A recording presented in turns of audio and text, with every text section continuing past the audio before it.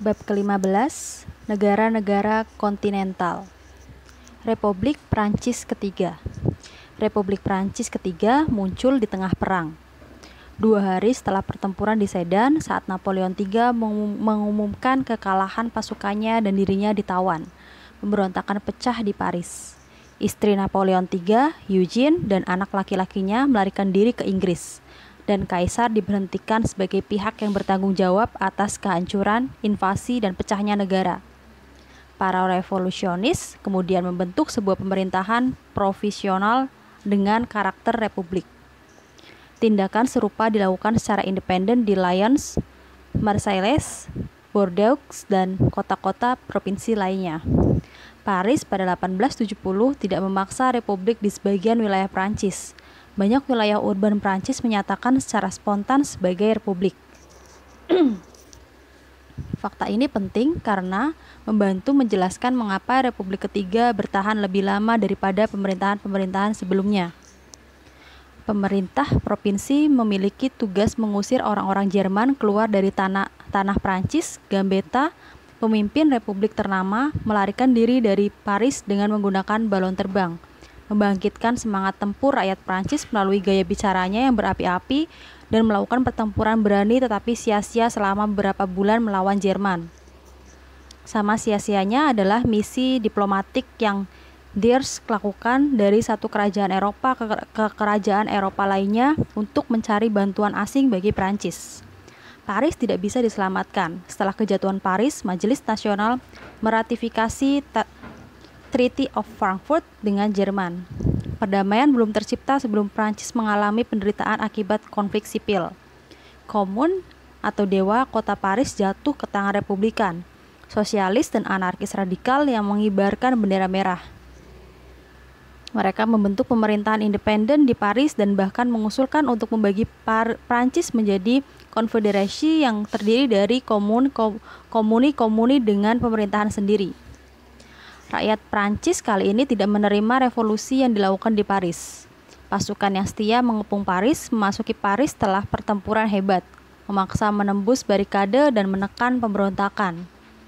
Peristiwa Minggu Berdarah ini, setiap peristiwa Reign of Terror, pemerintahan teror, mengisi halaman seram dalam sejarah Prancis.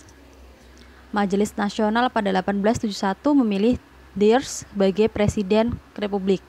Namun demikian, beberapa tahun berlalu sebelum Prancis menjadi republikan dalam banyak nama, 2/3 anggota Majelis Nasional sangat terikat dengan prinsip-prinsip monarki. Mereka segera memaksa Thiers untuk mundur dan diganti oleh Marshal MacMahon yang ingin menjadi raja segera setelah ia terpilih. Namun demikian, orang-orang monarkis tidak menyetujui kandidat raja ini untuk naik tahta. Situasi ini dimainkan Gambetta yang memiliki misi menyebarkan ide-ide republik di antara orang-orang Prancis konservatif. Hasilnya adalah bahwa pada 1875 Prancis mengadopsi konstitusi republik. Konstitusi 1875 membentuk pemerintahan parlementer yang menyerupai pemerintahan kerajaan Inggris.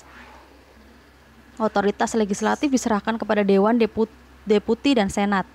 Dua dewan ini memiliki kekuatan sama dalam mengajukan dan memperbaiki rancangan undang-undang, kecuali rancangan undang-undang keuangan yang harus muncul dari Dewan Deputi. Senat tidak kalah penting dari Dewan Deputi karena Perdana Menteri dan rekan-rekannya di kementerian bertanggung jawab kepada Senat. Dua dewan ini mungkin mengadakan pertemuan bersama untuk merevisi konstitusi kapan saja.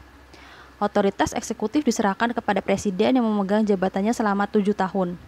Ia mungkin dipilih kembali, tetapi ini telah terjadi hanya sekali. Dalam usaha mencegah kebangkitan Louis Napoleon melalui pemilihan rakyat, Konstitusi mensyaratkan bahwa presiden harus dipilih oleh suatu suara mayoritas di dua badan legislatif dalam rapat gabungan di Versailles. Setiap warga negara kecuali anggota kerajaan Prancis atau keluarga kekaisaran boleh mengajukan diri sebagai calon presiden. Kandidat yang berhasil biasanya seorang senator atau deputi terkenal. Kapan saja jabatan kepresidenan kosong karena presiden meninggal atau mengundurkan diri, penggantinya harus segera dipilih untuk masa jabatan penuh. Seperti Raja Inggris, Presiden Prancis sebagian besar adalah boneka. Ia mengirim pesan ke parlemen, menerima tamu asing, dan memimpin di jabatan-jabatan publik, tetapi kekuasaannya sangat dibatasi. Konstitusi mensyaratkan bahwa setiap tindakan presiden harus ditandatangani oleh sejumlah menteri dan karenanya bertanggung jawab atas tindakan tersebut. Ketika perubahan menteri terjadi, presiden memilih seorang anggota parlemen yang hebat untuk menjadi perdana menteri dan perdana menteri kemudian memilih koleganya sendiri. Eksekutif real di Prancis seperti di semua negara parlementer adalah kementerian atau kabinet. Para menteri hampir selalu adalah anggota parlemen. Mereka mungkin duduk di dua dewan dan mungkin menunjukkan diri sebagai legislator sesering yang diinginkannya. Posisi menteri bukanlah jabatan yang enteng, tidak hanya karena ia memimpin departemen, tapi ia juga harus sering hadir di depan parlemen untuk menjelaskan dan membela langkah-langkah yang dilakukannya. Setiap senator atau deputi mungkin mengajukan pertanyaan formal kepada menteri mengenai langkah-langkah yang dilakukan menteri. Interpelasi semacam ini menempatkan menteri pada posisi defensif dan harus mengendapkan perdebatan dengan cepat. Jika Dewan Deputi mengakhiri debat dengan mengeluarkan mosi tidak percaya, menteri harus mundur.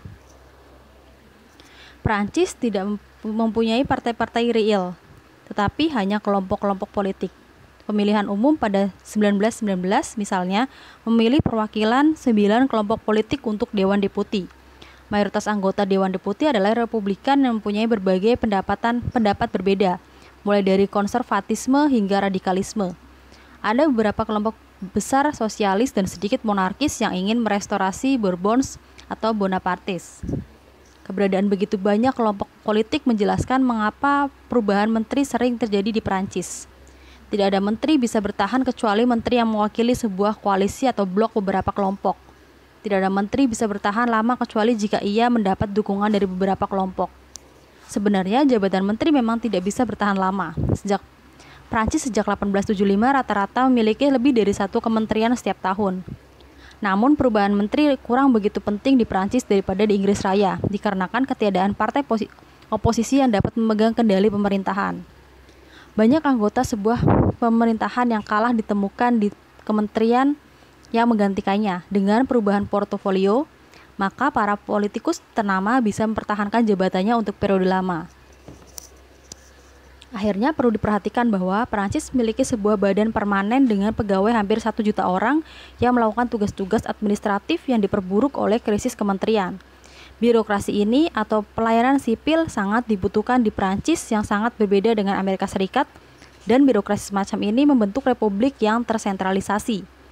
Organisasi sistematis negara menjadi departemen-departemen dan subdivisinya oleh Revolusi Prancis dan Napoleon telah dipertahankan hingga saat ini, dengan hasil bahwa pemerintah nasional dan lokal diarahkan dari Paris.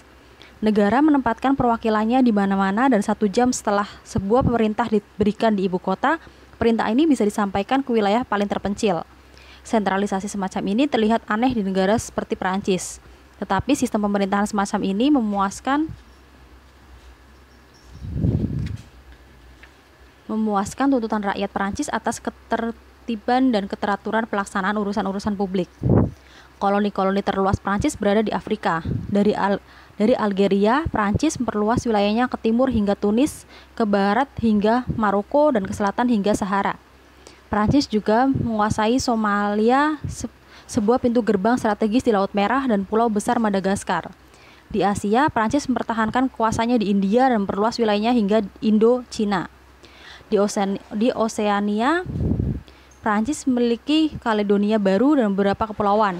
Koloni-koloni Prancis di Amerika tidak bertambah sejak 1783. Area kekaisaran koloni ini kira-kira 20 kali area kekaisaran Prancis di Eropa. Populasinya sebanyak populasi Prancis. Hampir semua koloni berada di bawah tropis. Negara-negara yang memiliki populasi orang Prancis yang cukup besar adalah Algeria, Tunis, dan Kaledonia Baru. Negara-negara jajahan ini sangat berharga bagi Prancis sebagai sumber bahan mentah dan menjadi tempat untuk investasi modal. Perang Dunia juga menunjukkan nilai penting negara-negara jajahan itu dalam menyediakan pasukan dan buruh pribumi. Pemerintah Prancis menghormati institusi penduduk pribumi dan melakukan segala usaha untuk meningkatkan kondisi moral dan ekonomi mereka. Tidak ada koloni yang menjalankan pemerintahan sendiri seperti di koloni-koloni Inggris, tapi beberapa koloni memilih perwakilan untuk badan legislatif Prancis. Algeria diperlakukan dalam banyak hal, tidak sebagai koloni tapi sebagai sebagian tidak terpisahkan dari Prancis. Italia, Spanyol, Portugal, dan Belgia. Kerajaan Italia sejajar dengan Republik Prancis di antara negara-negara Latin Eropa. Konstitusi Italia adalah piagam kerajaan yang dijamin oleh Charles Albert of Sardinia pada 1848 dan antara 1859 dan 1870 diperluas oleh plebisit hingga ke seluruh semenanjung Italia. Sepanjang tahun-tahun menentukan ini, Italia bisa mewujudkan kesatuan nasional dan pemerintahan konstitusional. Italia memiliki sistem parlemen yang telah berkembang baik. Kekuasaan utama berada di tangan parlemen yang terdiri dari dua dewan, yaitu Senat appointif atau hasil penunjukan dan Dewan Deputi elektif atau hasil pemilihan. Sebuah kementerian atau kabinet menjalankan pemerintahan dan tunduk pada keinginan Dewan Deputi. Ketika seorang menteri mundur, beberapa pemimpin partai diseleksi oleh raja untuk menjadi penggantinya. Raja memberikan sedikit pengaruhnya pada politik domestik. Raja tidak pernah memveto undang-undang dan disahkan oleh badan legislatif. Ia jarang menghadiri rapat-rapat kabinet dan memberi jabatan-jabatan yang hanya direkomendasikan oleh para menteri. Raja Italia memegang posisi ornamental sama seperti Raja Inggris atau Presiden Prancis. DPR Savoy sangat terkenal di Italia karena Victor Emmanuel II, anaknya Humbert I, dan Victor Emmanuel III, penguasa saat ini, telah menunjukkan diri mereka sebagai pemimpin demokratis dan membaktikan diri mereka bagi kesejahteraan negara-negara jajahan. Sistem partai Italia menyerupai sistem partai Prancis. Jumlah kelompok politik cukup banyak, diorganisir secara longgar dan tunduk pada fluktuasi konstan. Hanya 3 kelompok politik memiliki program dan konstituen jelas. Orang-orang Republikan yang setia pada tradisi Mazzini dan Garibaldi terus mengagitasi untuk pembentukan pemerintahan republik. Jumlah mereka sedikit. Para sosialis juga ingin membentuk pemerintahan sosialis seperti saudara-saudara mereka di negara-negara lain. Mereka memperoleh banyak anggota di antara para pekerja di perkotaan. Kelompok Katolik atau klerikal yang akhir-akhir ini diizinkan oleh Paus untuk membentuk partai politik terpisah, menegakkan pengaruh gereja dalam politik dan kekuatan mereka di antara kaum petani. Politik Italia telah lama diperumit oleh permusuhan antara pemerintah dan kepausan. Cavour ingin paus menghentikan kekuasaan temporalnya dan hanya mempertahankan kekuasaan spiritual atas orang-orang Katolik di seluruh dunia. Paus tidak menyukai penyelesaian masalah ini dan tetap memimpin di States of Crouch yang setelah 1860 hanya mencakup Roma dan negara-negara tetangganya. Paus bahkan kehilangan kekuasaannya 10 tahun kemudian ketika pasukan Italia menguasai Roma. Kekuasaan temporal kepausan karenanya hilang setelah eksis selama lebih dari 1000 tahun. Hubungan gereja dan negara di Italia karenanya dijelaskan melalui Law of Papal Guarantee yang berlaku pada 1871. Hukum ini mengizinkan Paus mempertahankan posisinya sebagai raja independen dan karenanya memiliki kerajaan dan perwakilan diplomatik sendiri, tanpa campur tangan pemerintahan Italia. Namun demikian, teritori kepausan terbatas pada Vatikan dan istana-istana Lateran di Roma dengan taman-tamannya yang sangat luas. Law of Papal Guarantee tidak pernah diakui secara sah oleh para paus. Paus Pius IX yang menduduki kursi Saint Peter pada 1871 menolak mengakui kerajaan Italia baru dan menutup diri di Vatikan. Ia juga mengeluarkan sebuah dekrit yang melarang penganut Katolik Roma memberikan suara atau memegang jabatan di bawah pemerintahan kerajaan. Pengganti Pius IX, Leo VIII, dan Pius X melanjutkan larangan ini, tetapi larangan ini akhirnya disingkirkan oleh Benedict XV. Dengan masuk ke dalam politik Italia sebagai partai Katolik, hubungan antara pemerintahan dan ketahanan Vatikan memasuki tahap baru. Keinginan Italia untuk sejajar di antara kekuatan-kekuatan besar mendorong Italia untuk ambil bagian dalam mencari koloni-koloni di luar negeri yang telah menandai ciri sejarah Eropa selama setengah abad terakhir. Orang-orang Italia menguasai Eritrea dan sebagian wilayah Somalia di pantai timur Afrika. Pada 1911, Italia mendeklarasikan perang di Turki dan menaklukkan Tripolitana dan Sirenasia di Afrika Utara. 2 provinsi telah diorganisir sebagai sebuah koloni di bawah nama Libya. Tidak satupun teritori Afrika ini menawarkan tempat yang menjanjikan bagi pemukiman Italia. Dunia baru, Argentina, Brasil, dan Amerika Serikat terus menerima sebagian besar petani dan pekerja yang emigrasi dari Italia. Spanyol selama abad ke-19 memiliki sejarah yang berwarna. Ferdinand VII, Raja Bourbon yang kembali setelah keturunan Napoleon, berkuasa secara kejam sehingga memprovokasi pemberontakan. Ini menyebabkan intervensi oleh Concert of Europe dan restorasi keduanya. Setelah kematian Ferdinand VII, Spanyol mengalami revolusi dan perang sipil. Di awal abad ke-17, kaum liberal Spanyol memproklamasikan sebuah pemerintahan republik. 2 pemberontakan, 4 kudeta, dan 5 presiden menandai pemerintahan republik yang berlangsung singkat. Dinasti lama Bourbon memperoleh tahta kembali pada 1875 dan kini masih menguasainya. Raja saat ini adalah Cicit Ferdinand Alfonso XIII. Konstitusi kerajaan ini bersifat liberal. Konstitusi ini mensyaratkan sebuah parlemen atau Cortes dengan 2 dewan dan sebuah kementerian. Hak suara bagi pemilih dewasa sudah diperlakukan. Raja seperti di Italia memiliki sedikit kekuasaan karena semua dekretnya harus ditandatangani oleh seorang menteri agar menjadi sah. Jika garis keturunan kerajaan habis, konstitusi mensyaratkan pemilihan umum untuk memilih raja. Kekaisaran kolonial Spanyol yang sangat luas masih untuk sedikit lebih banyak daripada 100 tahun yang lalu. Koloni-koloni Spanyol di Meksiko, Amerika Tengah, dan Amerika Selatan dan mulanya menjadi republik-republik terpisah ketika Josep Bonaparte naik tahta Spanyol pada 1808. Mereka secara jelas terpisah dari negara induk setelah restorasi Ferdinand VII. Kuba terus berada di bawah pemerintahan yang buruk hingga Amerika Serikat melakukan intervensi pada 1898. Menurut Peace of Paris yang mencakup perang Spanyol-Amerika, Spanyol memperoleh kembali kekuasaannya atas Kuba dan menyerahkan Puerto Rico dan Filipina kepada Amerika Serikat.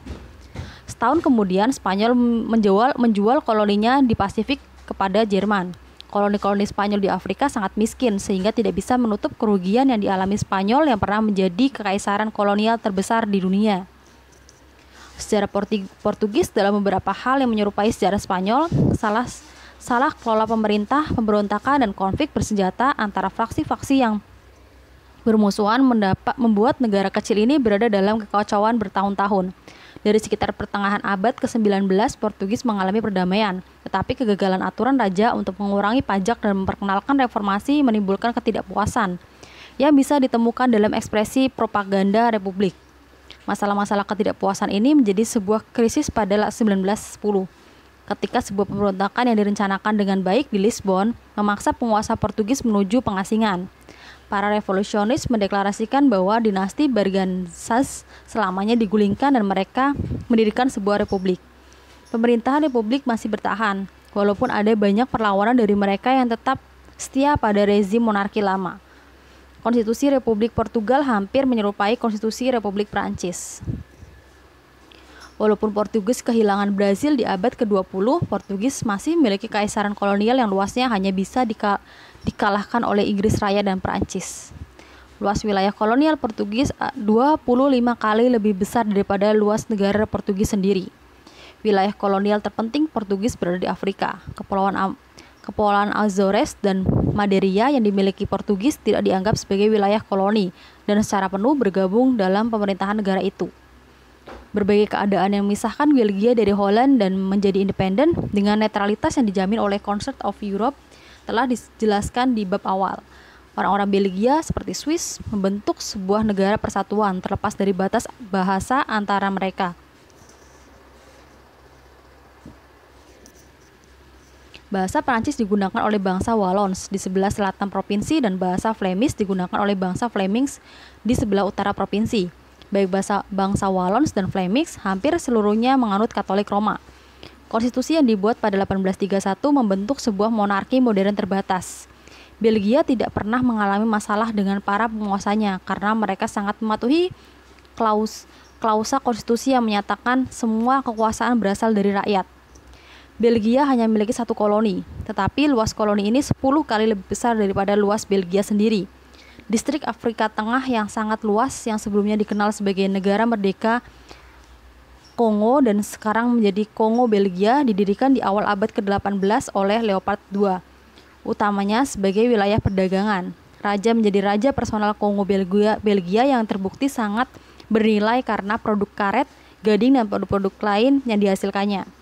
Pada 1908, Leopold II menyerahkan Kongo pada Belgia. Swiss, Holland, Denmark, Norwegia, dan Swedia. Kongres Vienna menjadikan Swiss sebagai sebuah konfederasi yang terdiri dari 22 kanton semi-modern. Satu-satunya ikatan antara mereka adalah sebuah diet umum yang kekuasaan terbatasnya mengingatkan pada Kongres Amerika di bawah Articles of Confederation, sebuah konstitusi baru yang diadopsi pada 1848 dan terus-menerus direvisi, membentuk sebuah pemerintahan federal yang menyerupai pemerintahan federal Amerika Serikat. Ada badan legislatif dengan dua dewan, dewan atas yang memiliki rakyat secara langsung dan dewan bawah yang memiliki setiap kanton. Dua dewan dalam rapat gabungan memilih sebuah komite yang terdiri dari 7 orang untuk bertindak sebagai eksekutif. Presiden konfederasi biasanya adalah ketua komite ini. Yang memegang jabatan ini hanya setahun dan memiliki kekuasaan tidak lebih besar daripada anggota-anggota sejawatnya. Dalam menghubungkan federal dan kekuasaan negara, konstitusi Swiss meniru Amerika.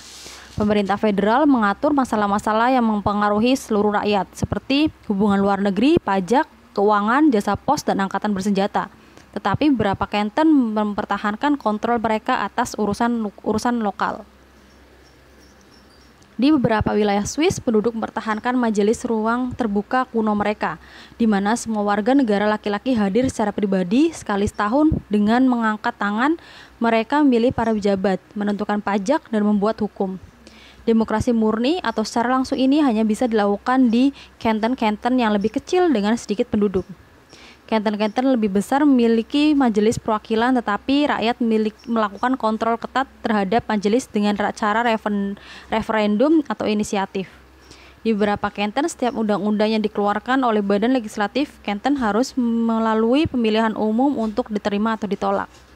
Kelengkapan referendum semacam ini adalah inisiatif yang memberi jumlah tertentu pemilih hak untuk mengusulkan hukum-hukum baru, yang kemudian harus disahkan melalui pemilihan umum. Referendum yang inisiatif juga diterapkan di legislasi federal baik untuk hukum biasa dan amandemen konstitusional. Swiss sangat majemuk dalam hal bahasa, wilayah, dan adat istiadat. Sekitar 70% penduduk Swiss menggunakan bahasa Jerman, sisanya berbicara dengan bahasa Prancis atau Italia. Ketiga bahasa ini digunakan untuk proklamasi hukum dan dalam debat legislatif. 3/5 penduduk Swiss adalah Zwinglian dan Protestan Calvinis, tetapi menjadi mayoritas hanya di separuh kanton. Kebebasan beragama secara penuh dijamin untuk semua warga negara. Kebijakan toleransi mutual ini mencegah bahasa atau agama menjadi kekuatan pemecah. Kebijakan ini menjadikan Swiss tetap bersatu. Kerajaan Holland, lebih tepatnya di Netherlands, adalah salah satu hasil ciptaan Kongres Vienna. Kerajaan Holland menjadi sebuah negara federal yang terdiri dari 11 provinsi. Provinsi-provinsi ini mempertahankan pemerintahannya sendiri. DPR Orange atau House of Orange telah memerintah secara kontinu sejak 1815 dengan Ratu Queen Wilhelmina. Konstitusi Holland dibentuk pada 1815. Revisi terus-menerus telah dilakukan untuk menjadikan konstitusi ini dokumen liberal yang adil. Raja atau ratu masih berkuasa, tapi menteri kerajaan bertanggung jawab kepada Estates General atau parlemen. Hak telah dijaminkan untuk semua penduduk laki-laki dan wanita dewasa tanpa batasan. Holland masih mempertahankan koloni-koloni di wilayah tropis yang diperoleh di abad ke-17. Luas koloni-koloni itu kira-kira 60 kali lebih besar daripada Holland. Dan jumlah penduduknya 6 kali lebih banyak daripada jumlah penduduk Holland.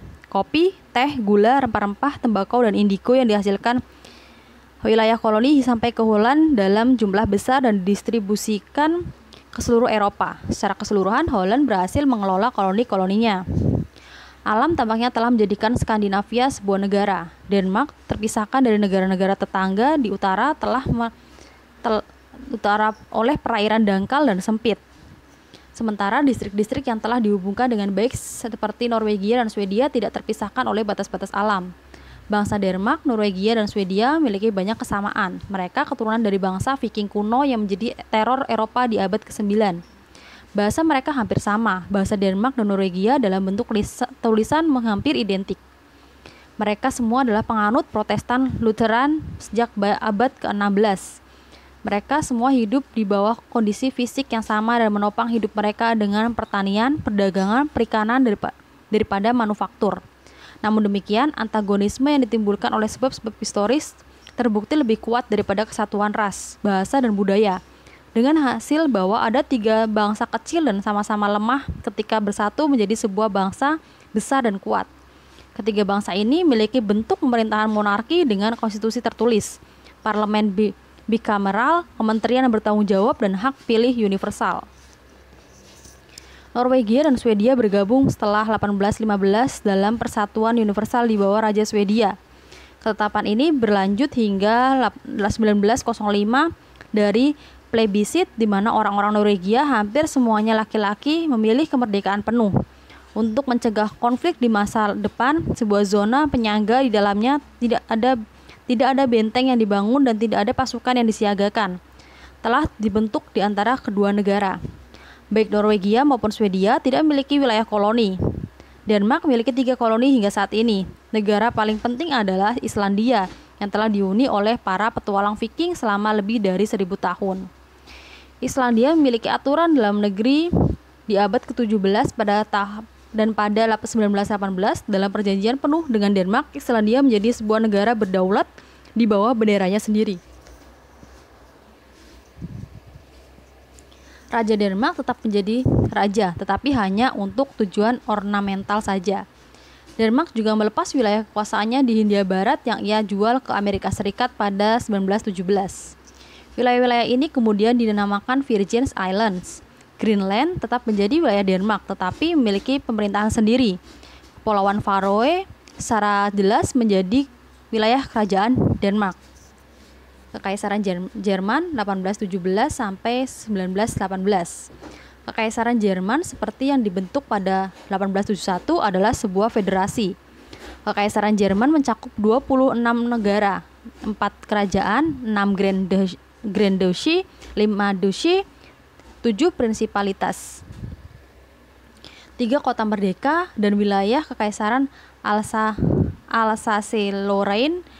Konstitusi mengizinkan setiap negara, tetapi tidak untuk Alsace-Lorraine hingga 1911 untuk mengatur masalah lokalnya sendiri dan menetapkan kekuasaan apa yang harus diterapkan oleh pemerintah federal. Kekaisaran Jerman mewakili sebuah kompromi antara konfederasi Jerman kuno yang membentuk persatuan negara-negara berdaulat dan monarki Prusia yang tersentralisasi. Raja Prusia sebagai ex officio presiden federasi menerima gelar Kaisar Jerman.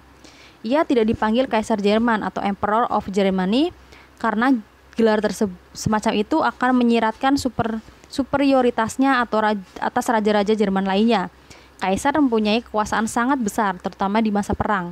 Ia memimpin angkatan darat dengan angkatan laut, sehingga mengontrol organisasi militer kekaisaran secara menyeluruh. Ia juga memilih dan menerima duta besar dan melalui kanselir kaisaran yang ia pilih. Kaisar mempengaruhi kebijakan asing dan luar negeri. Ia mungkin juga menyatakan perang defensif, tetapi deklarasi perang ofensif memerlukan persetujuan Bundesrat. Kaisar sedikit bertanggung jawab atas pelaksanaan kekuasaannya. Ia tidak bisa dihukum atau dicopot dari jabatannya. Anggota Dewan Federal atau Bundesrat dibagi di antara negara-negara anggota secara kira-kira menurut ukuran. Prusia memiliki 7 anggota, Bavaria memiliki 6 anggota, dan banyak negara besar lainnya masing-masing memiliki 1 anggota. Delegasi dari setiap negara memilih sebagai 1 unit dan selalu sejalan dengan instruksi yang diberikan kepada mereka oleh pemerintah mereka. Konsekuensinya adalah bahwa Bundesrat menjadi dewan diplomatik aristokratik yang mewakili para pangeran atau raja Jerman secara turun-temurun. Bundesrat dalam praktiknya membuat secara hukum. Bundesrat dalam rapat-rapat rahasia menetapkan undang-undang sebelum disetujui Reichstag, dan Bundesrat memiliki veto untuk setiap keputusan yang dikeluarkan oleh Reichstag. Anggota-anggota Imperial Diet atau Reichstag dipilih oleh pemilih dewasa. Walau demokratis dalam komposisinya, Reichstag memiliki sedikit pengaruh pada legislasi. Reichstag mungkin mengusulkan undang-undang, tetapi beberapa dari mereka mungkin akan menerima persetujuan Bundesrat. Namun demikian, jika Reichstag menolak untuk mengesahkan undang-undang pemerintah, Bundesrat dan Kaisar bisa membubarkan Reichstag dan memerintahkan sebuah pemilihan baru. Reichstag dibubarkan 4 kali dan setelah setiap pembubaran, majelis baru tanpa perlawanan mengesahkan undang-undang yang ditolak pendahulunya. Jika dibandingkan dengan DPR Inggris, House of Commons atau Deputi Prancis, Reichstag cuma menjadi tidak lebih daripada masyarakat debat. Reichstag berdiskusi tetapi tidak memerintah. Perwakilan kaisar dalam hubungannya dengan badan legislatif adalah konselor. Pejabat ini hanya sedikit di bawah Perdana Menteri di pemerintahan. Ia bertanggung jawab kepada kaisar yang mengangkat dan memecatnya. Konselor memimpin Bundesrat dan atas nama kaisar menyerahkan semua rancangan undang-undang hasil Bundesrat kepada Reichstag. Ia juga memilih pejabat-pejabat federal utama dan mengawasi aktivitas mereka. Terlihat jelas bahwa walau Kekaisaran Jerman adalah sebuah negara konstitusional, Kekaisaran Jerman bukanlah negara demokratis. Tidak ada kementerian yang muncul dan jatuh sesuai keinginan Reichstag dan konselor sebagai agen kaisar, memegang posisinya selama ia dipercaya oleh kaisar. Tidak seperti Inggris Raya, Prancis, Italia, Spanyol, Portugal, Belgia, Holland, dan negara-negara Skandinavia, Jerman tidak memiliki sistem parlementer murni. Prusia dengan kira-kira 2/3 populasi Jerman sewajarnya memegang posisi utama dalam kekaisaran. Raja Prusia adalah Kaisar Jerman. Dari 5 kanselir antara 1871 dan 1914 adalah orang Prusia kecuali 1 orang, dan Prusia memiliki mayoritas perwakilan di Reichstag. 17 suara Prusia di Bundesrat tidak menjamin Prusia sebagai suara mayoritas di Bundesrat. Tetapi Prusia selalu memperoleh dukungan dari banyak negara untuk membawa setiap legislasi yang diinginkannya. Di sisi lain, jika Prusia menolak sebuah rancangan undang-undang di Bundesrat, tidak kurang dari 12 negara harus bersatu untuk membentuk mayoritas melawan Prusia.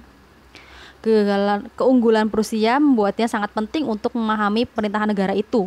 Konstitusi yang Frederick William janjikan pada 1850 untuk subjek-subjek setianya tidak secara serius membatasi kekuasaan kerajaan. Dewan atas Parlemen Prusia terdiri dari para bangsawan dan jangkar kaya yang raja pilih selama hidup dan jumlahnya bisa ditambah menurut keinginan raja.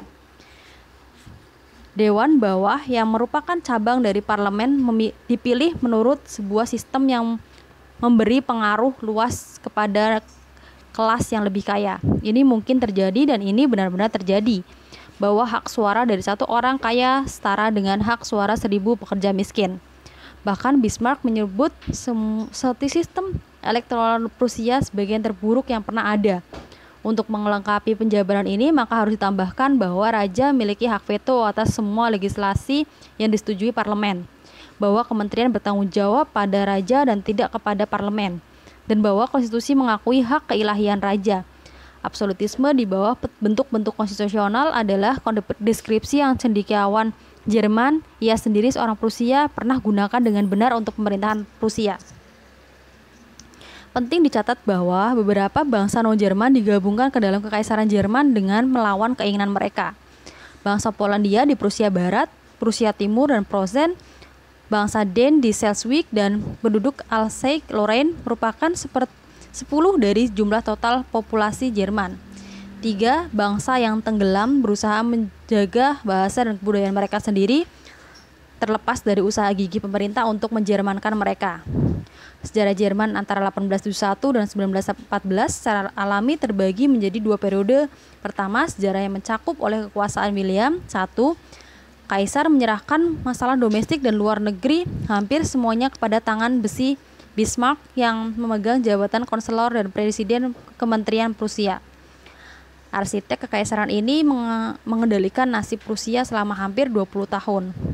Bismarck masih memegang jabatannya ketika William I meninggal dunia pada 1888. Di usia 91 tahun, penggantinya Frederick III yang menikahi anak perempuan Queen Victoria sepertinya memiliki pandangan demokratis dan pengagum sistem parlementer Inggris. Kaum liberal Jerman memiliki harapan besar pada Frederick III. Tetapi Frederick III meninggal dunia setelah beberapa bulan menduduki tahta kerajaan. Mengingat peristiwa-peristiwa selanjutnya, kematian Frederick III adalah kemalangan bagi Jerman, bagi Eropa, dan bagi dunia. Anak laki-laki Frederick, William II, menjadi Raja Prusia dan Kaisar Jerman ketika berusia 21 tahun. pada diri pemimpin Hohenzollern terakhir ini memuncak semua absolutisme, penghinaan terhadap pemerintahan populer dan keyakinan kuat pada hak keilahian. Kehendak raja adalah hukum tertinggi. William II mendeklarasikannya sendiri. Pemimpin muda ini tidak dapat bekerja secara baik dengan konselor tua atau Bismarck yang telah lama memerintah di segala urusan. Perselisihan antara mereka mengakibatkan pengunduran diri Bismarck secara paksa dari kekonseloran pada 1890. 4 konselor penggantinya hanya menjadi corong suara kaisar. Setelah 1890, William II menjadi konselor bagi dirinya sendiri. Monarki ganda 1867 sampai 1918. Pembaca akan mengingat bagaimana gerakan demokrasi dan nasionalisme yang menyapu seluruh Eropa setelah Revolusi Februari mengancam pertama kali untuk memecah wilayah kekuasaan Habsburg menjadi beberapa bagian. Tetapi waktu itu perpecahan Habsburg belum datang. Austria muncul sebagai pemenang dari badai revolusi dan di bawah Kaisar Francis Joseph I, Austria kembali ke absolutismenya. Hungaria merasakan beban penuh ketidakpuasan Austria sebagai hasil dari kegagalannya untuk memperoleh kemerdekaan di bawah Kossuth pada 1849. Sejak 1526 ketika bangsa Magyars mencari perlindungan Austria melawan Ottoman Turks dan memilih seorang Habsburg sebagai Raja Hungaria. Hungaria masih tetap menjalankan pemerintahannya sendiri. Sekarang Hungaria terpecah menjadi 5 distrik dipimpin oleh bangsa Jerman dari Vienna dan bangsa Jerman dijadikan bahasa resmi di mana saja. Langkah-langkah ini tidak berhasil dalam melenyapkan rasa nasionalisme di antara bangsa Magyars. Setelah 2 perang hebat pada 1859 dan 1866 yang mengusir orang-orang Austria dari Italia dan Jerman, Francis Joseph I mendapati dirinya merasa berkewajiban untuk menjalankan kebajikan konsiliasi dengan bangsa Magyars dan akhirnya mengesahkan sebuah konstitusi yang dikenal sebagai Ausgleich atau kompromi. Ausgleich menciptakan monarki ganda, sesuatu yang lebih daripada penyatuan personal dan sesuatu yang lebih kurang daripada federasi. Wilayah-wilayah kekuasaan Habsburg terpecah menjadi 2 negara dengan pemerintahan sendiri. Yang pertama, Kaisaran Austria yang meliputi Upper Australia, Lower Australia, Bohemia, Moravia, Galicia, dan 12 provinsi lainnya. Dan 2, Kerajaan Hungaria yang meliputi Kroasia, Slovenia. Setiap negara memiliki sendiri parlemen, kementerian pengadilan, pejabat, bahasa, dan ibu kota, Vienna dan Budapest. Keduanya mempunyai 1 bendera, 1 angkatan darat dan angkatan laut, dan 1 raja yang mengenakan mahkota gabungan Kaisar Austria dan Raja Hungaria. Ada juga tarif pajak yang sama, uang koin sama, administrasi luar negeri yang sama, pergeseran politik harus diperbarui setiap dekade. Pemerintahan ini berhasil bertahan hingga tahun revolusioner pada 1918. Ausgleich menjadi sebuah liga antara bangsa Jerman dan bangsa Magyars, 2 bangsa terkuat di Austria-Hungaria. Mereka tidak hanya bertekad untuk memelihara bahasa dan adat istiadat mereka sendiri, tetapi juga memasakkan bahasa dan adat istiadat mereka kepada bangsa Slavs, Rumania, dan Italia. Akibatnya proses perselisihan antara bangsa yang mendominasi dan subjek-subjek yang didominasi semakin sengit. Hubungan antara Austria dan Hungaria di bawah Ausgleich tidak selalu ramah. Mungkin hubungan terkuat yang menyatukan kedua negara ini adalah kesetiaan mendalam kepada Francis Joseph. Pemerintahan lama Kaisar Francis Joseph menjembatani celah antara era Metternich dan Perang Dunia antara 1848 dan 1914. Terlepas dari penderitaan pribadi yang sangat mendalam seperti hukuman mati terhadap saudaranya Maximilian yang Napoleon angkat sebagai Raja Meksiko dan kemudian melakukan desersi.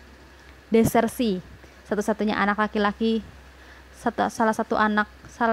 satu-satunya anak laki-lakinya bunuh diri.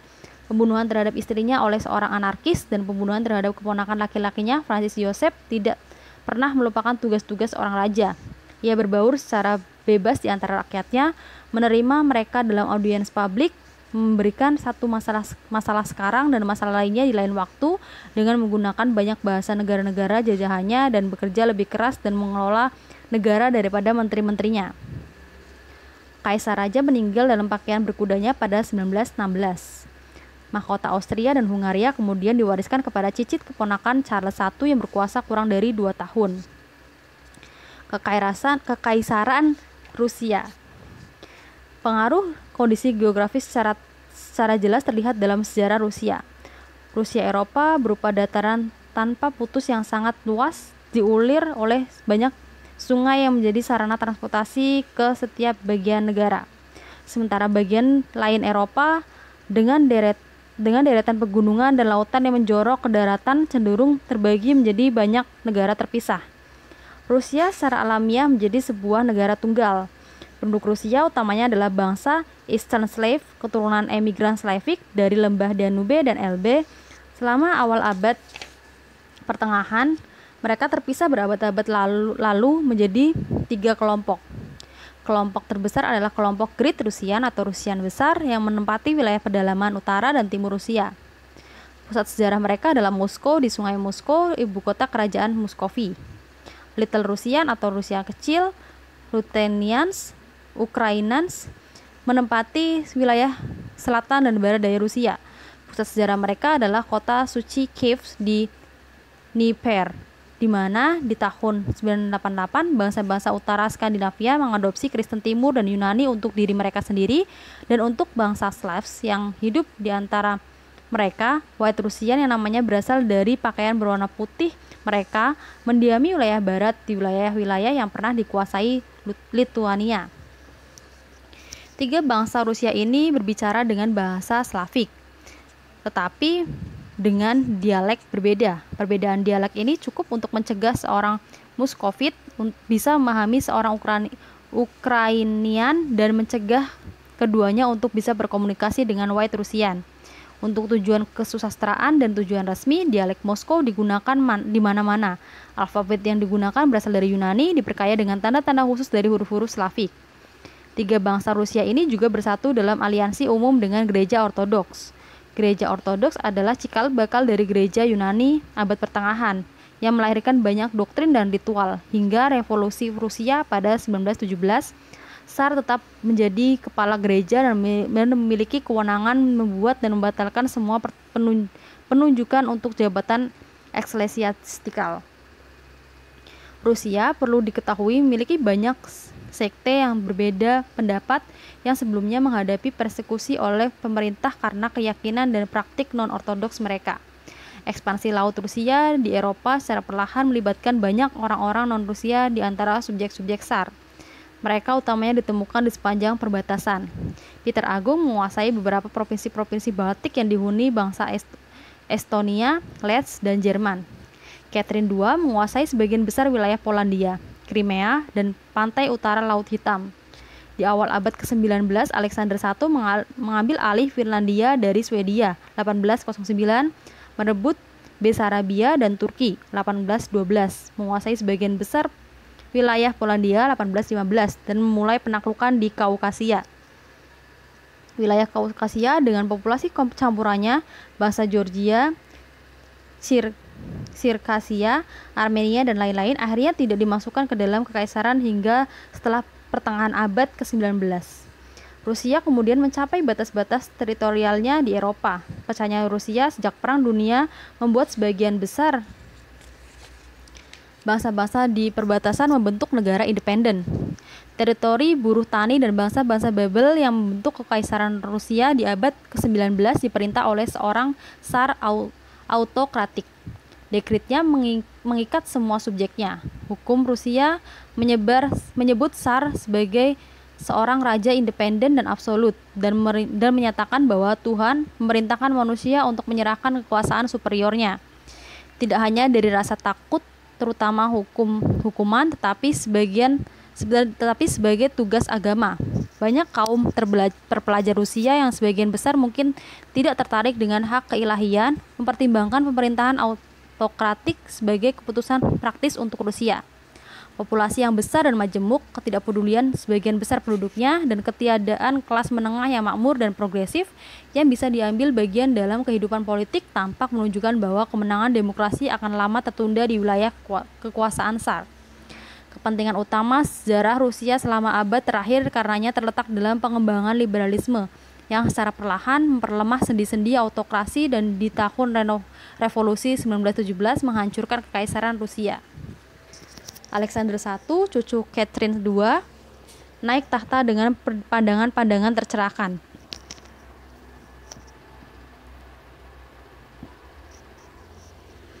Di bawah pengaruh tutor Swissnya, ia menyerap banyak ide demokrasi di periode revolusioner di Eropa, dan ia ingin menerapkan ide-ide ini dalam praktik.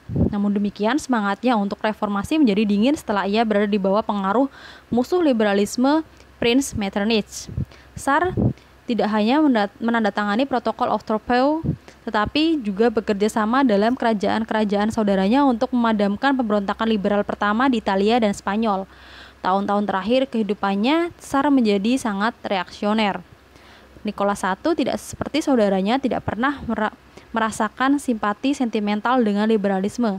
Untuk mencegah ide-ide liberal menyebar di antara subjek-subjeknya, Tsar menerapkan sensor ketat pada pers, membuat regulasi paspor yang membuat sulit bagi siapa saja untuk memasuki Rusia dan meninggalkan Rusia, membentuk pasukan mata-mata dan polisi rahasia yang dikenal sebagai Third Section. Kepala Third Section memiliki kekuasaan tidak terbatas untuk menahan, memenjarakan, atau mendeportasi tersangka politik tanpa surat peringatan dan tanpa pengadilan. Selama 30 tahun kemudian kekuasaan Nicholas I, puluhan ribu pendukung liberalisme mendekam di dalam penjara atau dibuang ke Siberia. Nicholas tidak kurang autokratik dalam kebijakan luar negerinya. Kita telah mengetahui bagaimana ia secara kejam memadamkan pemberontakan rakyat Polandia dan bagaimana ia membantu Francis Joseph I menghancurkan Republik Hungaria. Hanya sekali Tsar mendukung sebuah gerakan revolusioner. Di 1828 ia memihak Yunani yang bangkit melawan Turks, tetapi tujuannya tidak untuk menyebabkan Yunani tetapi untuk mengagung-agungkan Rusia. Setelah itu Nicholas mengobarkan perintah Crimea, sebuah spekulasi yang membawa Nicholas terlibat konflik dengan Inggris Raya, Prancis, dan Sardinia sebagai sekutu Turki. Ia meninggal sebelum perang berakhir. Alexander II naik tahta sebagai raja yang penuh kebajikan. Bagian awal pemerintahannya ditandai dengan reformasi yang terkemuka, terutama reformasi yang membentuk budak pertanian dan membentuk majelis provinsi elektif untuk pemerintahan lokal. Tetapi Tsar tidak memiliki jiwa liberal dan para konselornya adalah rakyat-rakyat yang dilatih di sekolah Nicholas I. Mereka telah meyakinkan Alexander I bahwa liberalisme adalah kebaruan di barat, tidak cocok untuk Rusia suci dan pasti diikuti oleh revolusi dan meruntuhkan autokrasi. Setelah pemberontakan Polandia di awal tahun 60-an yang sangat menakutkan bagi Tsar, reaksi Tsar memiliki ayunan penuh di Rusia. Kekecewaan intens kelas terpelajar pada Alexander yang menghidupkan kembali cara-cara tradisional raja-raja Rusia menimbulkan nihilisme. Nihilisme mulai muncul sebagai doktrin akademik. Para pemikir radikal dengan menerapkan ajaran para filosof Prancis di abad ke-18 menetapkan penalaran dan sains sebagai panduan ganda kehidupan. Mereka mendesak Rusia menyingkirkan autokrasi, gereja ortodoks, dan institusi-institusi lain yang berasal dari masa lalu yang tidak beralasan dan tidak ilmiah. Hanya ketika landasan telah dibersihkan, maka dimungkinkan untuk membangun kembali sebuah masyarakat baru dan lebih baik. Para nihilis mulai mencari orang-orang tobat di antara massa. Di bawah samaran dokter, guru sekolah, pekerja pabrik, dan buruh umum, mereka mengkhutbahkan kemerdekaan politik, sosial, dan ekonomi kepada para artisan di kota dan petani di pedesaan. Pemerintah segera mendapat angin gerakan revolusioner dan memenjarakan atau membuang mereka yang mengambil bagian dalam gerakan revolusioner. Propaganda kata-kata para nihil sekarang berubah menjadi propaganda kata-kata. Karena perintah dijalankan dengan teror, maka harus dilawan dengan teror. Sebuah komite rahasia di Saint Petersburg menghukum mati sejumlah pejabat ternama, mata-mata, dan anggota Third Section, dan di beberapa kasus berhasil membunuh mereka. Alexander II sendiri dibunuh pada 1881. Kekuasaan Alexander III sangat signifikan utamanya untuk usaha-usaha sistematis yang dibuat oleh pemerintah untuk memaksa semua orang non-Rusia di Kekaisaran Rusia untuk menggunakan bahasa Rusia, menerima adat istiadat Rusia, dan beribadah menurut ritual gereja ortodoks. Kebijakan ini menimbulkan perlakuan keras terhadap bangsa Fin atau Finlandia, Estonia, Lets, Lituania, Polandia, Jerman, dan Yahudi. Persekusi terhadap bangsa Yunani menimbulkan migrasi besar ke Amerika Serikat. Naiknya Nicholas II ke tahta tidak membawa perubahan dalam situasi politik. Anak muda ini ramah dan memiliki maksud baik, tapi ia memiliki sifat seorang autokrat seperti para pendahulunya. Para reaksioner yang mengelilinginya sekarang menggandakan usaha mereka untuk menjaga Rusia tetap beku. Para guru, pelajar, jurnalis, orang-orang profesional, setiap orang yang bersuara vokal akan mengalami penderitaan di bawah rezim besi. Tidak ada orang yang selamat melawan penahanan, pemenjaraan, pembuangan, atau eksekusi arbitrari. Sementara itu, perlawanan terhadap autokrasi berkembang cepat di Rusia, tidak hanya di antara kaum pekerja dan petani, tapi juga di antara kelas menengah dan anggota kebangsawanan yang tercerahkan. Kerusuhan revolusioner akhirnya memaksa Tsar mengeluarkan dekret pada 1905 sampai 1906 yang menjamin hak warga negara dan membentuk Majelis Perwakilan atau Duma. Duma bertemu 4 kali dan menetapkan sejumlah legislasi yang berguna. Namun demikian, Duma tidak berhasil menciptakan kemerdekaan bagi rakyat Rusia. Ketika Perang Dunia pecah, autokrasi yang korup tidak efisien terlihat semakin kokoh di Rusia, Kekaisaran Ottoman, dan negara-negara Balkan. Dalam kontur umumnya, semenanjung Balkan menyerupai segitiga terbalik, dan ujung puncak semenanjung berakhir di Morea atau di zaman kuno dikenal sebagai Peloponnesus. Pengamatan pada peta fisik menunjukkan bahwa permukaan semenanjung hampir seluruhnya bergunung-gunung. Dataran luas hanya terbentuk di lembah-lembah Danube dan Maritsa dan lembah Thesali. Garis Balkan secara jelas memisahkan bagian atas dari bagian bawah semenanjung, tetapi banyak rute melintasi garis ini sehingga garis ini hanya menjadi rintangan kecil. Tidak pernah menjadi garis penghalang bagi bangsa-bangsa yang menginvasi dari utara. Dikarenakan penyebaran rangkaian pegunungan, sungai-sungai utama mengalir ke Laut Hitam dan Aegean, bukannya ke Laut Adriatik. Pelabuhan-pelabuhan terbaik dan banyak pulau juga terdapat di sebelah timur semenanjung. Balkan menjadi bagian dari Near East dan sejarah mereka selama masa modern dihubungkan dengan Eastern Question. Tidak ada bagian Eropa lainnya yang sama luas memiliki begitu banyak bangsa berbeda seperti semenanjung Balkan. Penduduk asli diwakili saat ini oleh bangsa Albania. Bangsa Yunani adalah bangsa tertua berikutnya yang menghuni semenanjung Balkan. Walaupun kemurnian darah mereka telah bercampur dengan darah bangsa Albania dan Slavs. Menjelang akhir abad ke-6 sebelum Masehi, South Slav atau Yugoslavia mulai meninggalkan rumah mereka di antara bangsa-bangsa Kartapian dan menempati wilayah di selatan Danube. Bangsa Bulgaria, bangsa yang asal-usulnya berasal dari Asia dan memiliki hubungan kekerabatan dengan bangsa Magyars dan Turks, pertama kali muncul di abad ke-7. Mereka mengadopsi bangsa, agama, dan kebudayaan South Slavs. Bangsa Rumania mengklaim sebagai keturunan dari kolonis Roma di Dacia di sebelah utara Danube. Namun demikian, mereka sebenarnya keturunan dari imigran Slavis. Bangsa Turks adalah keturunan dari para penyerbu Ottoman di abad ke-14 dan ke-15 dan dari imigran berikutnya. Perkawinan silang dengan tawanan-tawanan Kristen dan para mualaf yang sebelumnya memeluk Kristen dan kemudian memeluk Islam telah menjadikan bangsa Turks secara substansial mirip orang Eropa secara fisik. Populasi Turki tidak ditemukan dalam masa besar kecuali di timur laut Bulgaria dan di sekitar Adrianople dan Konstantinopel. Kekaisaran Ottoman Turks menjadi sebuah despotisme oriental tipikal. Konsultan tidak hanya raja di wilayah kekuasaan Turki di Asia dan Eropa, tetapi juga seorang khalifah atau pemimpin spiritual seluruh umat Islam. Ia hidup tertutup di Konstantinopel dan bergantung kepada Perdana Menteri atau Vizier dan Dewan Menteri atau Divan untuk menjalankan keinginannya. Setiap provinsi memiliki seorang gubernur atau pasha yang tunduk kepada sultan, tetapi lebih independen dalam praktiknya. Prajurit profesional yang dikenal sebagai janaziers yang pada awalnya secara eksklusif direkrut dari anak-anak Kristen merupakan angkatan bersenjata yang kuat. Hanya mereka yang memeluk agama Islam menjadi warga negara Kekaisaran Ottoman. Bangsa Turks mentolerir keberadaan orang-orang Kristen, tetapi menyingkirkan seluruh hak politik mereka. Para kafir tidak bisa memegang jabatan sipil atau bekerja di angkatan bersenjata. Mereka juga harus membayar pajak tinggi yang tidak dikenakan pada orang-orang Muslim. Sejumlah orang Kristen menerima keyakinan penakluk mereka agar mendapatkan hak istimewa kewarganegaraan. Walau mencakup para mualaf ini, bangsa Turks di Eropa Tenggara tetap menjadi minoritas. Batas-batas yang tidak bisa dilewati yang didirikan oleh perbedaan ras, bahasa, agama, dan adat istiadat memisahkan mereka dari subjek-subjeknya. Kekaisaran Ottoman di abad ke-18 menunjukkan tanda-tanda hawar yang tidak dapat dihindari turun kepada negara-negara yang dibangun dengan pedang dan dipertahankan hanya dengan pedang pula. Sedikit raja despotik Kekaisaran Ottoman memiliki kemampuan nyata dan kontrol atas berbagai urusan ditangani lebih banyak oleh para menteri dan orang-orang favorit saja.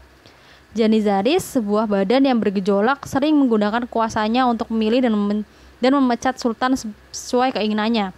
Kelemahan administrasi pusat tercermin di provinsi-provinsi di mana pasca memperoleh independensi secara substansial dan di banyak hal menjadikan kekuasaan mereka turun-temurun.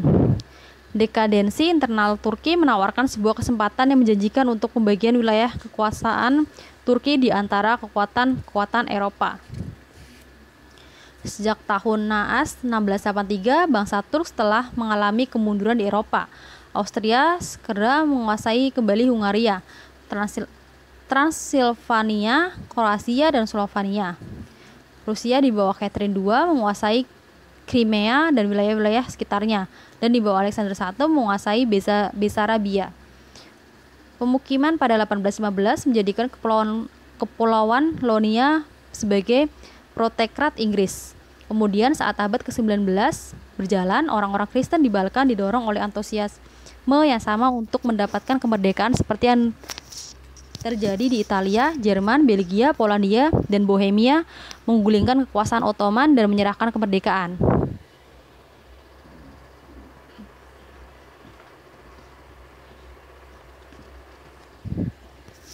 Pembagian wilayah kekuasaan Turki dimulai. Penduduk Montenegro yang suka berperang tidak pernah secara penuh menerima kedaulatan Ottoman. Sebuah wilayah yang bernama Black Mountain selama 400 tahun melawan bangsa Turks. Independensi Montenegro sebagai sebuah principality semacam kerajaan akhirnya diakui oleh Sultan pada 1799. Pada 1910, Montenegro menjadi sebuah kerajaan. Bangsa Serbia mempunyai sejarah yang mengesankan. Di abad ke-14, salah satu pemimpin mereka, Stefan Dusan, membentuk sebuah kekaisaran yang meliputi hampir seluruh semenanjung Balkan. Dusan berambisi menyatukan bangsa Serbia, Yunani, dan Bulgaria, dan penyatuan ini akan mencegah kekuatan Ottoman mengakar di Eropa Tenggara. Kekaisaran Dusan runtuh sebagai akibat dari Perang Kosovo 1389. Dan untuk 400 tahun selanjutnya, Serbia berada di bawah kekuasaan bangsa Turk. Sepanjang masa itu, rakyat Serbia tidak pernah melupakan kejayaan masa lalu mereka. Perbuatan berani Dusan dan para pahlawan nasional lainnya disebarluaskan oleh para penyanyi yang menjaga kenangan masa lalu agar tetap hidup ketika Serbia untuk pertama kalinya mendiami Balkan. Setelah dua pemberontakan di awal abad ke-19, Serbia memperoleh pemerintahan sendiri sebagai sebuah prinsipalitas. Serbia menjadi sebuah kerajaan pada 1882.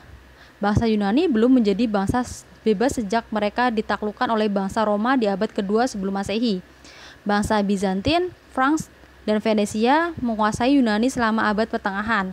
Menjelang pertengahan abad ke-15, seluruh Yunani berada di bawah bangsa Turk yang kekuasaannya bertahan hingga abad ke-19. Revolusi Prancis membangkitkan hasrat bangsa Yunani untuk merdeka, dan pada 1821 mereka meningkatkan standar pemberontakan mereka. Para relawan dari setiap negara Eropa dan juga sejumlah orang Amerika datang untuk membentuk mereka. Kekuatan sekutu di bawah Kondali Concert of Europe di bawah pimpinan Metternich pada awalnya bersikap dingin terhadap pemberontakan ini, karena mereka menganggap bahwa rakyat Yunani hanya memberontak melawan kekuasaan Ottoman yang sah. Ketika pemberontakan berlangsung dan rakyat Yunani terlihat kalah, opini publik di Inggris Raya dan Prancis menginginkan intervensi kekuatan sekutu, dan Nicholas I yang naik tahta sebagai Tsar Rusia bersiap mengikuti kebijakan Rusia terhadap bangsa Turk. Tiga kekuatan besar akhirnya mengambil tindakan menentukan. Armada Sekutu menghancurkan angkatan laut Turki di Navarino. Pasukan Prancis mengusir Turks keluar dari Morea dan orang-orang Rusia dengan melintasi Balkan, bergerak menuju Konstantinopel. Sultan harus menyerah pada 1829 Sultan menandatangani sebuah perjanjian yang menjamin kemerdekaan penuh bagi Yunani Tengah dan Selatan. Kerajaan Yunani seperti saat dibentuk hanya mencakup sebagian kecil Hellas kuno. Lebih dari separuh rakyat Yunani masih berada di bawah kekuasaan Turki, tersebar di Tesali, Epirus, Macedonia, Thrace, Kepulauan Ionia, Kepulauan Aegea, Krete, Cyprus, dan pantai barat Asia Kecil atau Ionia Klasik. Sebuah gerakan pan-Helenik segera mulai merebut kembali sebanyak mungkin wilayah-wilayah tersebut dari bangsa Turks. Inggris Raya mendukung gerakan ini dengan menyerahkan Kepulauan Ionia dan juga memaksa Sultan menyerahkan Tesali kepada Yunani. Perang Balkan pada 1912 sampai 1913 memberi Yunani wilayah Epirus Selatan, sebagian Macedonia, Krete, dan banyak pulauan kecil. Ketika Perang Dunia pecah dan Yunani memihak Central Powers atau Sekutu, Perdana Menteri Yunani, Venizelos, berharap bahwa rakyat Yunani sekarang menyadari ambisi pan-Helenik dan berjuang di sisi Sekutu. 25 tahun setelah kemenangan kemerdekaan Yunani, Nicholas I yang sering berbicara tentang Sultan sebagai orang sakit, tentang Eropa, dan tentang kematiannya yang sudah dekat, membuka kembali masalah dengan menginvasi Turki. Hasilnya adalah Perang Crimea. Bangsa Turks tidak bertempur sendirian. Inggris Raya mendukung bangsa Turks karena takut bahwa kejatuhan Ottoman akan diikuti oleh pendudukan Rusia di Konstantinopel dan Rusia menguasai Mediterania Timur, sehingga membahayakan komunikasi Inggris dengan India. Prancis bergabung dengan Inggris karena Napoleon III yang baru saja menjadi kaisar ingin membalas dendam terhadap Rusia yang Napoleon I telah lama inginkan. Count Cavour dan Victor Emmanuel II memberikan kerajaan Sardinia kepada Sekutu untuk unifikasi Italia. Rusia bertempur sendirian karena Austria dan Prusia bersikap netral. Perang hanya terbatas di Crimea, di mana Sekutu berusaha menguasai Sevastopol, pangkalan angkatan laut Rusia di Laut Hitam. Setelah kejatuhan Sevastopol, Rusia menarik diri dari pertempuran yang tidak seimbang. Perjanjian damai memberi sebuah kontrak baru kehidupan bagi Kekaisaran Ottoman. Kekuatan Sekutu menjamin integritas wilayah-wilayah jajahan Sultan, dan Sultan berjanji menjamin kebebasan beribadah dan pemerintahan yang lebih baik bagi subjek-subjek Kristen. Janji-janji itu tidak pernah ditepati dan kehidupan orang Kristen di Turki menjadi lebih sulit daripada sebelumnya. Dalam hasratnya untuk menjaga Rusia tetap berada di luar Konstantinopel, Inggris Raya dan Prancis meninggalkan tradisi yang diturunkan sejak Perang Salib, bahwa bangsa Turks adalah bangsa barbar dan musuh peradaban. Karenanya Turki tidak akan diperlakukan lagi sebagai orang luar, tetapi sebagai anggota terhormat keluarga bangsa-bangsa Eropa. Pembagian wilayah Kekaisaran Ottoman dimulai lagi segera setelah perjanjian Paris.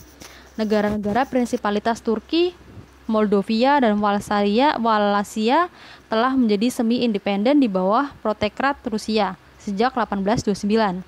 Mereka menempati Danube bawah, dan penguasaan terhadap kedua negara ini membuat Rusia menguasai navigasi sungai paling penting di Eropa, atau Sungai Danube. Akibatnya, para diplomat di Paris mengubah Moldovia dan Wallachia menjadi negara dengan pemerintahan sendiri, dengan Turki sebagai tuan nominal mereka. Bangsa Rumania yang mendiami kedua prinsipalitas ini ingin membentuk sebuah negara persatuan. Sekutu dan Sultan memberi izin, dan negara baru Rumania berdiri.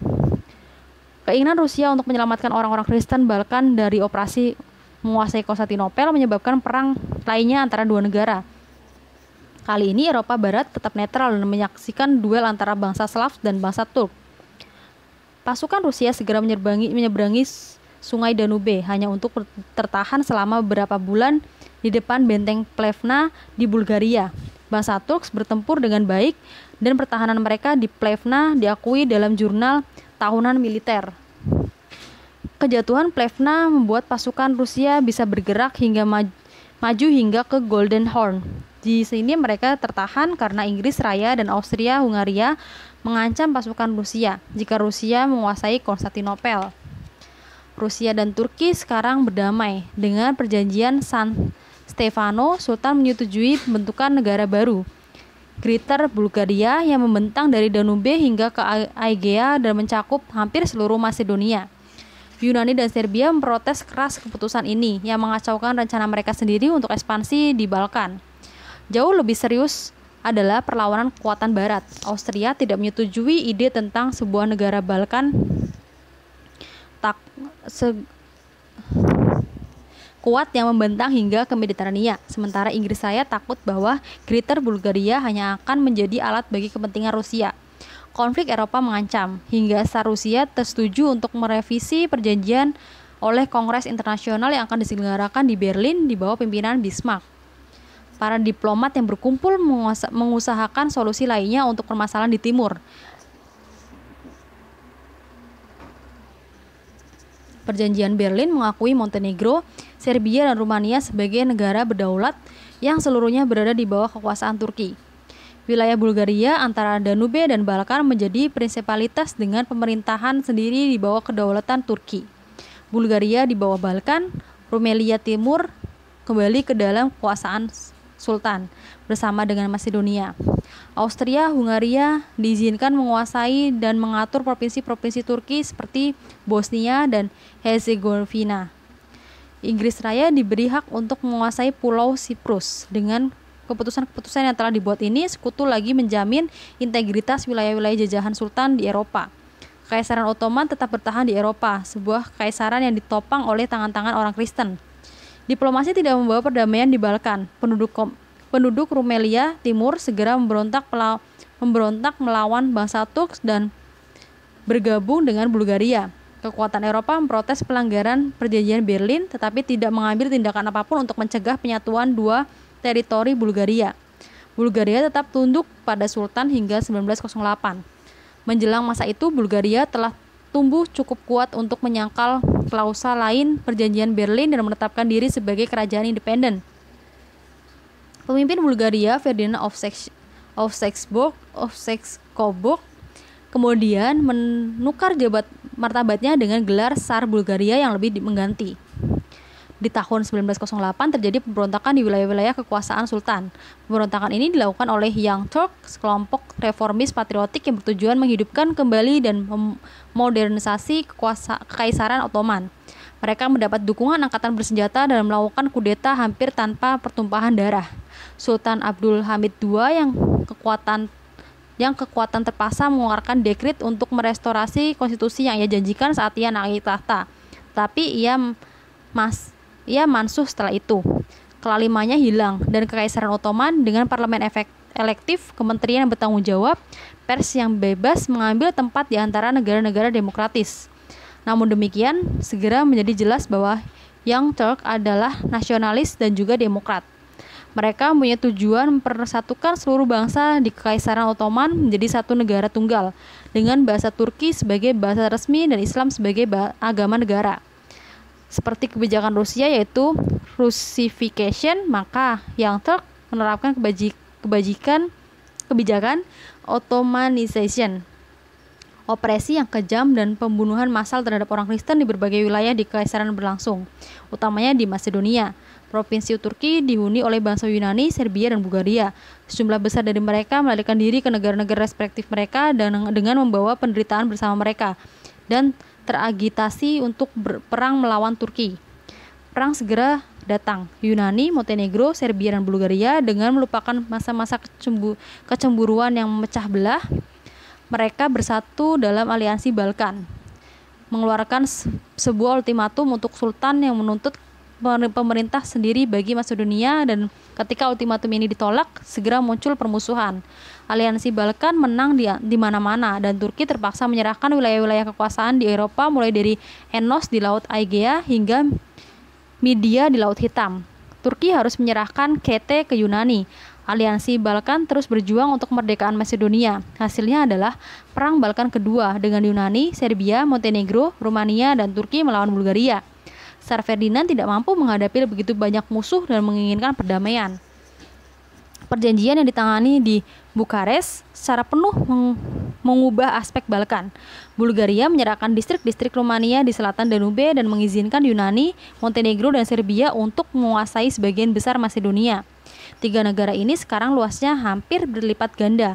Provinsi Turki, Albania menjadi prinsipalitas independen. Turki walaupun diabaikan di Konfederasi Perdamaian lolos dari perpecahan wilayah dan bahkan memastikan peningkatan wilayah Turki. Perjanjian Bukares meninggalkan bangsa Turk di Eropa dan dengan menabur permusuhan antara Bulgaria dan negara-negara tetangganya membantu menunda penyelesaian yang memuaskan atas Eastern Question.